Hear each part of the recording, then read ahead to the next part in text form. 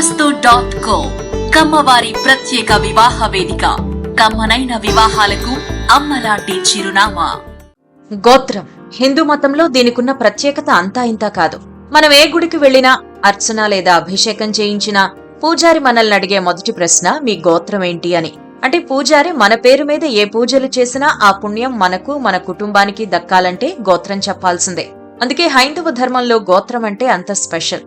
ఇంతకీ గోత్రం అంటే ఏంటి? గోత్రం అనగా మూల పురుషుడి పేరు. మనిషి రూపానికి జన్మనిచ్చేది స్త్రీ అయినా ఆ మానవ రూపానికి మూల కారణం పురుషుడే. అందుకే గోత్రం మూల పురుషుడిని బట్టి ఆధారపడి ఉంటుంది. గోత్రం అనగా గో అంటే గోవు, గురుడు, భూమి, వేదం అని అర్థం. ఆటవిక జీవితాన్ని గడిపిన మానవుడు గోవులను, వాటి రంగులను తొలుత ఆయా వ్యక్తుల తాత ముత్తాతులను గుర్తించుటకు ఉపయోగించారు. అంటే ఉదాహరణకు నల్లావుల వారు, కపిలగోవు వారు, తెల్లావుల వారు అని మూలపేర్లను కలిగుండేవారు. ఏ గురువు వద్ద విద్యనభ్యసిస్తే ఆ గురువు పేరును వశిష్ఠ, భరద్వాజ, వాల్మీకి అని గొప్పగా చెప్పుకునేవారు. తాము ఆ గురువుకు సంబంధించిన వారమని, ఆ గురువులే తమకు ఉత్తమ గతులు కల్పిస్తారని వారి పేరే తమ గోత్రమని చెప్పుకునేవారు. అలా అలా వృద్ధి చెందుకుంటూ వచ్చిందే గోత్రం. అందుకే కులాలతో సంబంధం లేకుండా హిందూ మతంలో అందరూ దీన్ని ఆచరిస్తారు. ఇక గోత్రం వెనుక మరికొన్ని కథలు కూడా ఉన్నాయి. సంస్కృతం నుంచి వచ్చిన ఈ పదానికి ఎన్నో అర్థాలు కూడా ఉన్నాయి. సూర్యదేవర రవికుమార్ గారు రాసిన కమ్మవారి గృహ గోత్ర నామ వివరణలు అనే పుస్తకంలో దీనిపై వివరణాత్మక కథలున్నాయి. గోత్రం అనే పదం త్రైస్ పాలనే అన్న ధాతువు నుంచి వచ్చిందట. దీని అర్థం పాలించు, పోషించు, రక్షించు అని. ఒక వ్యక్తిని పాలించి రక్షించేవాడు తండ్రి లేదా ప్రభువు లేదా దైవం. అందుకే గోత్రాలు పుత్ర పరంపరనో లేదా శిష్య పరంపరనో సూచించేవి మాత్రమే. అంటే మన పూర్వీకుల పేర్ల మీద లేదా మన వంశ గురువుల పేర్ల మీద, ఋషుల పేర్ల మీద మాత్రమే గోత్రాలు వచ్చాయనేది దీని స్థూలార్థం. ఇక పూర్వకాలంలో ప్రతి వంశానికి గురువుండేవారు. ఆ వంశంలో గురువు చెప్పిన మాటకు తిరుగుండేది కాదు. ఏ పని చేయాలన్నా, శుభకార్యం నిర్వహించాలన్నా అన్నీ ఆయన కనుసన్నల్లోనే జరిగేవి. అదే సమయంలో గురువులను మార్చుకున్న సందర్భాలు కూడా ఉన్నాయి. అంటే ఒక గురువు ఉన్నప్పుడు పాటించిన గోత్రం ఆ గురువును మార్చుకుని కొత్త గురువు దగ్గరకు వెళ్లినప్పుడు మారిపోయేది. ఇక కుటుంబంలో ఎవరైనా వ్యక్తి గొప్ప పేరు తెచ్చుకుని సమాజాన్నే ప్రభావితపరిచే స్థాయికి చేరినప్పుడు ఆయన పేరే గోత్రంగా మారిన సందర్భాలు కూడా ఉన్నాయి.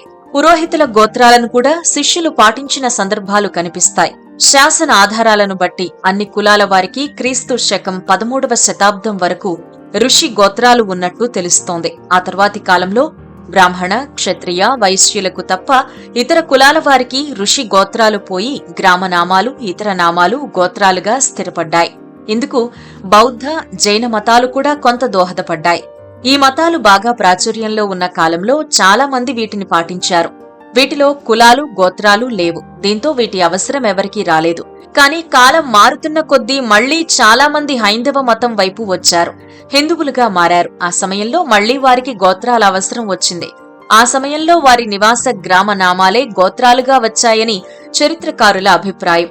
పురూరు ద్రావిడ చరిత్ర అనే గ్రంథంలో 13 ఋషి గోత్రాలే వైదికంగా ప్రమాణమని చెప్పారు. ఈ ఋషులలో గౌతముడు, భరద్వాజుడు, విశ్వామిత్రుడు, జమదగ్ని, వశిష్ఠుడు, కశ్యపుడు, అత్రి, అగస్త్యుడు, భృగువు, అంగిరసులు ప్రధానమైనవారు. ఈ పేర్లతో గోత్రాలు బ్రాహ్మణుల్లో అధికంగా కనిపించినా మిగతా కులాల్లో కూడా కనిపిస్తూనే ఉంటాయి. అంటే గోత్రానికి, కులానికి ఎలాంటి సంబంధం లేదనేది దీని అర్థం. ఇక కమ్మవారు ఒక సమూహంగా, కులంగా ఏర్పడే నాటికి ప్రధానంగా నివాస గ్రామాల పేర్లే గోత్రనామాలుగా ఏర్పడ్డాయని చెప్పవచ్చు. కాలక్రమంలో అనేక మార్పులు, చేర్పులు కూడా జరిగాయి. కమ్మవారి గోత్రనామాల్లో కొన్నింటిని గురించి ఇక్కడ చర్చించుకుందాం. జన్నావుల, జన్యావుల అనే పదాలకు విభిన్న అర్థాలను చెప్పారు పండితులు. యార్లగడ్డ బాలగంగాధరరావు గారు జన్యావుల అంటే ఆబోతులని చెప్పారు. కొందరు పండితులు యజ్ఞానికి నేతి సరఫరా చేసేవారని ప్రస్తావించారు. జన్యావుల ఇంటి పేరుగా గల సింగమనాయుడు గురించి క్రీస్తు శకం 1386 నాటి శాసనంలో ఉంది. జన్యావుల గోత్రం ఇప్పటికీ మనకు కనిపిస్తూనే ఉంటుంది. వల్లుట్ల అనేది కూడా ఎంతో మంది కమ్మవారి గోత్రనామం. వెల్లి, ఊట కలిస్తే వెల్లుట్లగా, ఆ తర్వాత వల్లుట్లగా రూపాంతరం చెందింది అని అర్థమవుతుంది. వెల్లి అంటే ప్రవాహం, ఊట్ల అనగా ఊటలు, వెల్లుట్ల అంటే ప్రవాహంగా ఊట నీరు గల ప్రాంతమని అర్థం. ఈ పేరుతో ఎక్కడో ఒక దగ్గర గ్రామం ఉండి ఉంటుంది. ఆ గ్రామంతో సంబంధం ఉన్న వారికి వెల్లుట్ల అనే గోత్రనామం వచ్చి ఉంటుంది. దేశట్ల అనేది కూడా కమ్మవారిలో నివసించే గోత్రనామం. కాకతీయుల కాలంలో బేసట్ల పురవరాధీశ్వర అని ప్రస్తావించిన దాన్ని బట్టి ఇది గ్రామ నామమని స్పష్టమవుతుంది. ఇలా చాలా గోత్రాలు, గ్రామాలు, ప్రాంతాల పేర్లపైనే వచ్చాయి. ఏ గోత్రనామం ఎలా పుట్టింది, దానికి సంబంధించిన ఇంటి పేర్లు, ఇలా చాలా వివరాలే మేం సేకరించాం. వాటన్నింటినీ వరుసగా మీకు అందించే ప్రయత్నం చేస్తాం. ఇక శుభమస్తు సబ్స్క్రైబర్లకు, వీక్షకులకు ఓ విన్నపం. గోత్రనామాల పుట్టుక గురించి ఏమైనా వివరాలు తెలిసి ఉంటే కామెంట్ల రూపంలో మాకు అందించండి. వాటిని విశ్లేషిస్తాం. అలాగే మా ఛానల్ని కూడా సబ్స్క్రైబ్ చేసుకోండి. శుభమస్తు.co కమ్మవారి ప్రత్యేక వివాహ వేదిక.